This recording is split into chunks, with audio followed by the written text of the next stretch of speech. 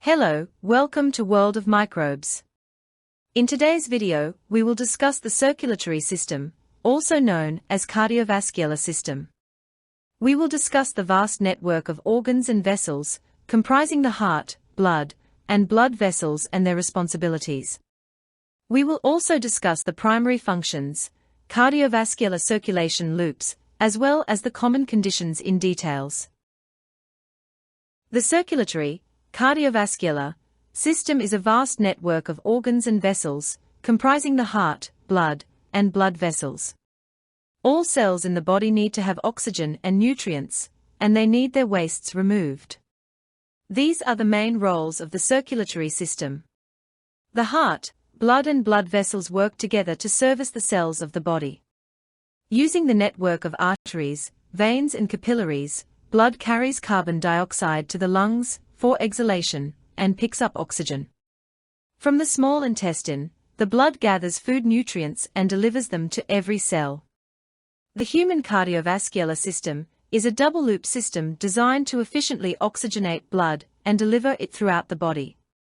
It consists of the pulmonary circuit, heart-lungs-heart, which picks up oxygen, and the systemic circuit, heart-body-heart, which delivers oxygen to tissues.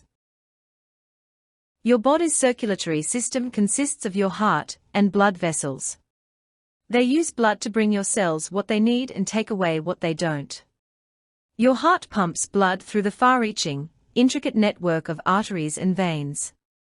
Your blood delivers oxygen and nutrients to your body's muscles, tissues and organs. This network also removes waste and takes it to organs that can get rid of it. Your circulatory system's three basic functions are: move blood throughout your body, bring oxygen and nutrients to your organs, muscles and tissues, remove waste products like carbon dioxide and your organs' chemical byproducts. Day and night, even while you're asleep, your heart moves blood through your body in a circuit.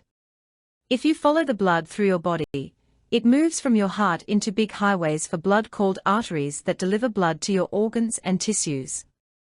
In your tissues, blood oxygen is exchanged for waste in tiny networks of blood vessels called capillaries.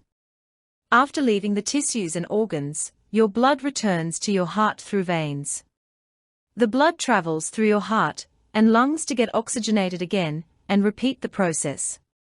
This happens thousands of times each day, with every beat of your heart. Your heart circulates about 2,000 gallons, more than 7,500 liters, of your blood every day.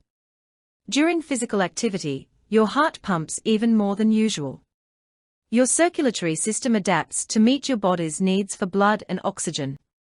Your circulatory system makes it a high priority to supply blood to your heart and brain. If your brain doesn't get the blood it needs, you can lose consciousness within seconds. You can have brain damage after 4 minutes without blood flow. Similarly, your heart quickly starts to have trouble pumping if it's not getting enough blood. How your circulatory and cardiovascular system works. Your cardiovascular system functions with the help of blood vessels. Some blood vessels, veins, return blood to your heart, while others, arteries, carry blood away from your heart. Your blood vessels work with your heart and lungs to continuously move blood through your body. Here's how. Your heart's right ventricle sends blood that's low in oxygen-poor blood, to your lungs. Blood travels through the pulmonary trunk, the main pulmonary artery. Your blood picks up oxygen in your lungs. Pulmonary veins carry the oxygenated blood from your lungs to your heart's left atrium. The left atrium sends the oxygenated blood into the left ventricle. This muscular part of your heart pumps blood out to your body through arteries. As blood moves through your body and organs, it drops off nutrients, transfers hormones and hauls away waste products. The veins carry deoxygenated blood and carbon dioxide back to your heart, which sends the blood to your lungs. Your lungs exchange oxygen for carbon dioxide, which you then exhale. When blood gets oxygen from your lungs and brings it back to your heart, that's your pulmonary circulation. Systemic circulation describes supplying oxygen-rich blood to your whole body. Now here are the most common questions related to circulatory system. What are the parts the circulatory system is made of? Your heart and blood vessels make up your circulatory system. Each of these plays a role in moving blood through your body. This brings your cells oxygen and nutrients and removes waste. What does the circulatory system look like? You can think of your heart as a hub that pumps your body's blood. It connects to a network of blood vessels all over your body. If you've ever seen water or sewer pipes under the street, you know they are very large. These pipes lead to smaller and smaller pipes that carry water into your house and sewage out of your house. Like the main pipes under the street, the blood vessels going into and out of your heart are the largest in your body. They connect to smaller and smaller blood vessels as they get farther away from your heart to deliver oxygen and remove waste throughout your entire body. Blood vessels contain layers of connective tissue, muscle and elastic fibers.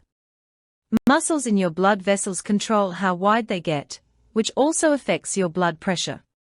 Vasodilation makes your blood vessels wider and lowers your blood pressure. Vasoconstriction tightens your blood vessels, raising your blood pressure. Your heart has muscle and other tissue. Blood flows through its 4 hollow chambers. How big is the circulatory system? Your heart is about the size of your fist, but may be bigger if you have a heart condition. Your blood vessels run throughout your body from top to bottom, so the network is as tall and wide as you. Your body has more than 60,000 miles of blood vessels. How much does your heart weigh? Sex and overall body weight, as well as diseases, can affect your heart's weight. But it's about 8 ounces to 12 ounces. Where is it located? Your heart is located in the middle of your chest. It connects to your blood vessels, which go everywhere throughout your body. What are the 4 main parts of the circulatory system? The parts of your circulatory system are your heart. This muscular organ pumps blood throughout your body. Your heart is the only circulatory system organ. Your lungs are part of your respiratory system. Arteries. These thin, muscular tubes carry oxygenated blood away from your heart and to every part of your body. The aorta is your body's largest artery. The coronary arteries branch off the aorta, which then branch into smaller arteries, arterioles, as they get farther from your heart. Veins. These blood vessels return oxygen-depleted blood to your heart. Veins start small, venules, and get larger as they approach your heart. 2 central veins, the superior vena cava and inferior vena cava, deliver blood to your heart. Veins in your legs have valves to keep blood from flowing backward. Capillaries. These blood vessels connect very small arteries, arterioles, and veins, venules. Capillaries have thin walls that allow oxygen, carbon dioxide, nutrients and waste products to pass into and out of cells. The heart is a fist-sized organ that pumps blood throughout your body, situated in the middle compartment of the chest, called the mediastinum, protected by the ribcage.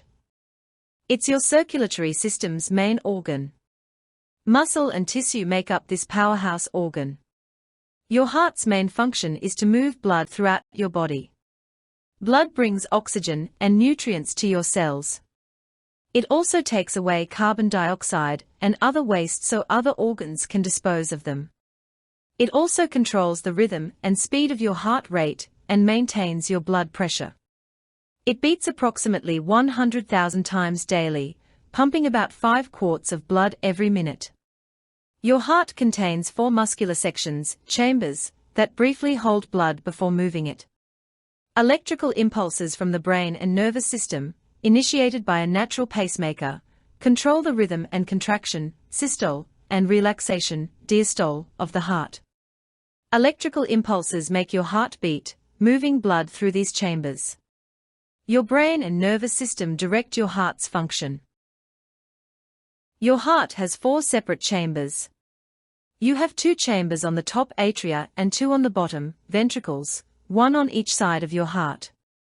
Each chamber plays an important role in your heart's functioning.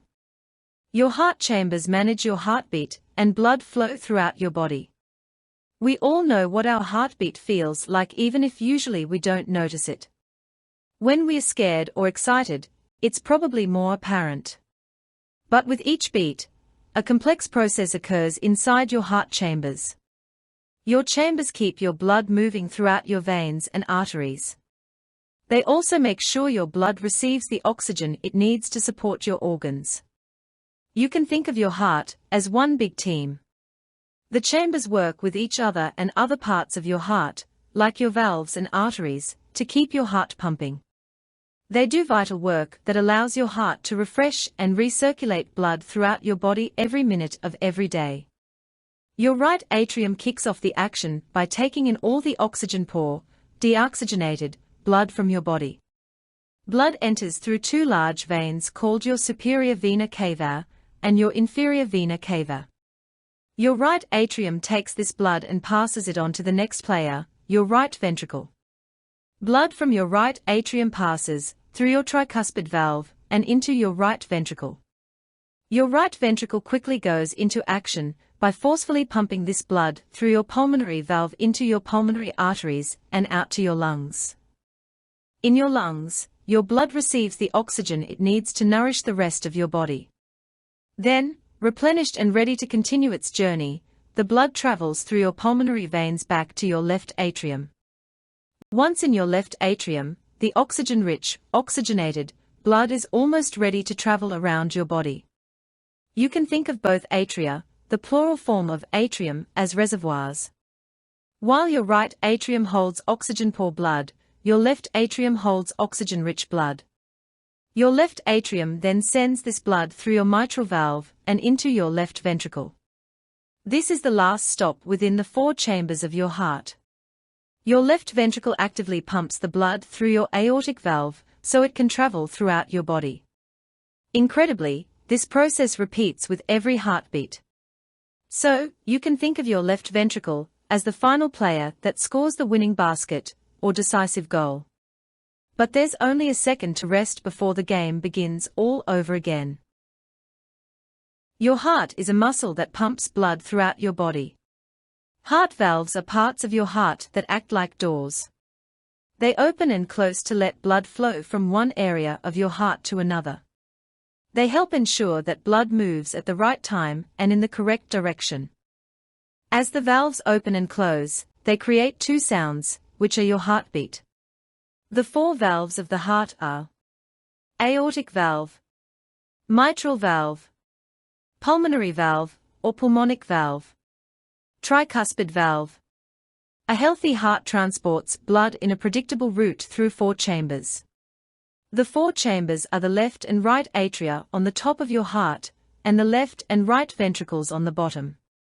Between chambers, there are valves, which are made of thin but strong flaps of tissue. They are called leaflets or cusps. The valves open and close to help blood move along its path. Blood that needs oxygen flows from your body into the right atrium. It then flows through the tricuspid valve to the right ventricle. The right ventricle pumps the blood through the pulmonary valve and into your lungs, where it picks up oxygen. The oxygen-rich blood then flows to the left atrium. The heart pumps blood through the mitral valve into the left ventricle. From the left ventricle, the blood flows through the aortic valve to the rest of your body. Now the question is, what are the four valves of the heart, and what do they do? Each valve has a specific location, structure and job. Tricuspid valve. This valve has three leaflets. They allow blood to flow from the right atrium to the right ventricle. They also prevent blood from flowing backward from the right ventricle to the right atrium. Pulmonary valve. This valve also has three leaflets. They allow blood to pump from the right ventricle to the pulmonary artery. This artery leads to the lungs, where blood picks up oxygen. The pulmonary valve prevents blood from going backward from the pulmonary artery to the right ventricle. Mitral valve. This valve has two leaflets. They allow blood to flow from your left atrium to your left ventricle. and they prevent backward flow from the left ventricle to the left atrium. Aortic valve. This valve has 3 leaflets. They open to let blood flow from your heart's left ventricle to the aorta. The aorta is the largest blood vessel in your body. It brings oxygenated blood from your heart to the rest of your body. The aortic valve prevents backward flow from the aorta into the left ventricle. The heart has a complex structure, made up of several layers that work together to ensure that it functions properly. Understanding the anatomy of the heart and its layers is important for understanding how the heart works and how it can be affected by disease or injury. The heart wall consists of 3 distinct tissue layers: the epicardium, outer protection, myocardium, middle muscular layer, and endocardium, inner lining. Each layer of the heart has a specific function that is critical to the heart's overall performance. The pericardium protects the heart from damage and provides a space for the heart to move and expand as it pumps blood. The myocardium contracts and relaxes to pump blood through the heart and into the circulatory system. The endocardium lines the chambers of the heart and heart valves, preventing blood clots from forming and regulating blood flow. Layer 1, the pericardium. The pericardium is the outermost layer of the heart, and it is a tough, fibrous sac that surrounds the heart and protects it from damage. The pericardium is made up of 2 layers, the outer fibrous layer and the inner serous layer. The fibrous layer is tough and protective, while the serous layer is thinner and more delicate. The serous layer is further divided into 2 layers, the parietal layer, which lines the inside of the fibrous pericardium, and the visceral layer, which covers the heart itself. Layer 2, the myocardium. The myocardium is the middle layer of the heart, and it is responsible for the heart's pumping action. It is made up of specialized muscle tissue that contracts and relaxes to pump blood through the heart and into the circulatory system.